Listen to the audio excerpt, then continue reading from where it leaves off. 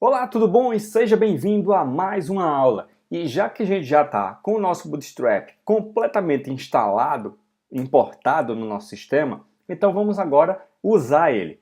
Então, alguma regra que é a principal e a que rege todo o Bootstrap é a seguinte: todo o conteúdo do seu sistema, do seu site, o ideal é que ele esteja dentro de o que a gente chama de container. Ou seja, é uma div que ela vai servir como o box do seu site inteiro, tá? Então, como é que a gente usa esse container? Basicamente, você cria uma div, ó, com uma class container, tá? Você cria essa div normal, tá?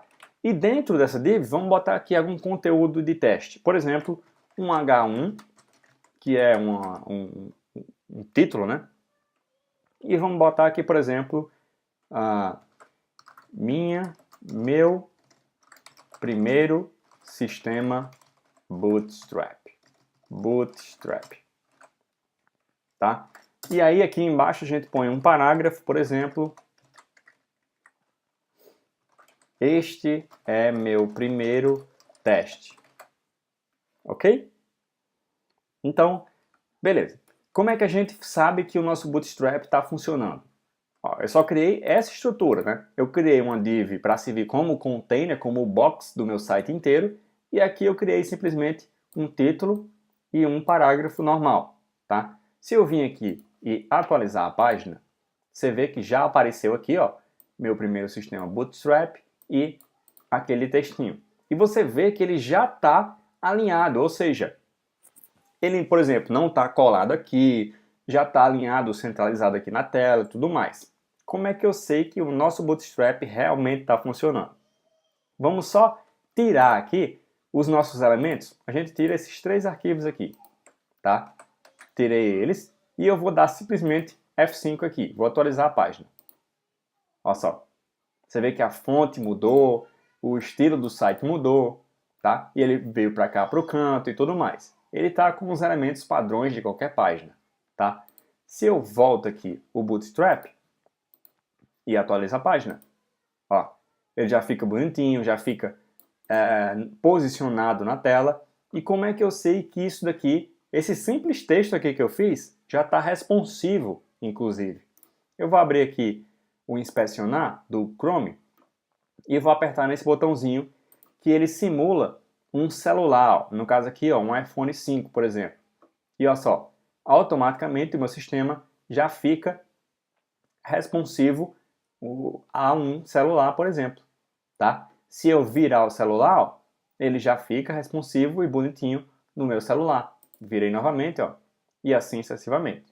Se eu tirar, voltar para a página normal, ó, ele fica aqui já bonitinho. Tudo bem?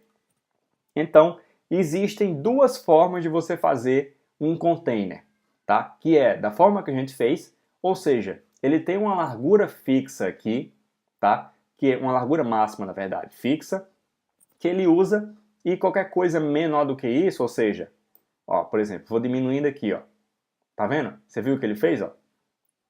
Eu estou diminuindo, ele vai se aproximando, né, do canto aqui, e uma hora, ó, ele diminui o layout do meu site. Então, o layout do meu site passou a ter uma nova largura padrão, tá? E se eu for diminuindo mais, ó, ele vai, agora ele se manteve lá no canto e fica responsivo para documentos, né, para celulares, para dispositivos móveis. E aí, se eu for voltando, ó, aí ele vai aumentando e vai, ó, distribuindo novamente. Tudo bem? Então, beleza. Esse é um dos tipos de container. E a gente tem o que a gente chama de container fluido.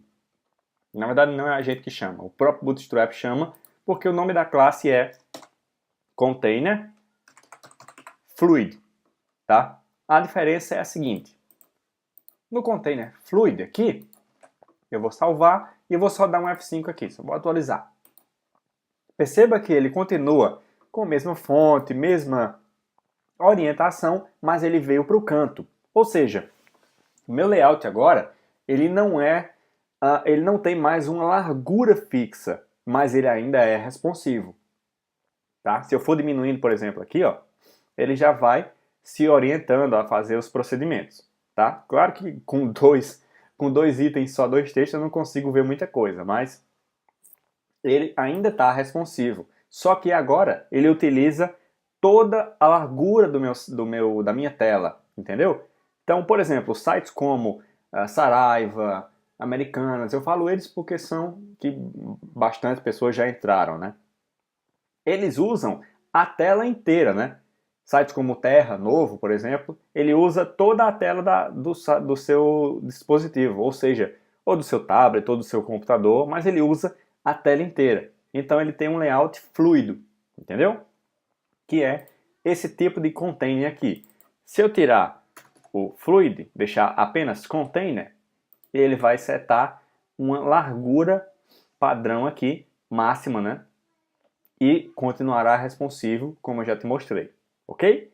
Então, basicamente é isso sobre containers, para você entender que você tem que botar o seu site dentro de um container e existem esses dois tipos de container, tá bom? Então, vamos lá para a nossa próxima aula.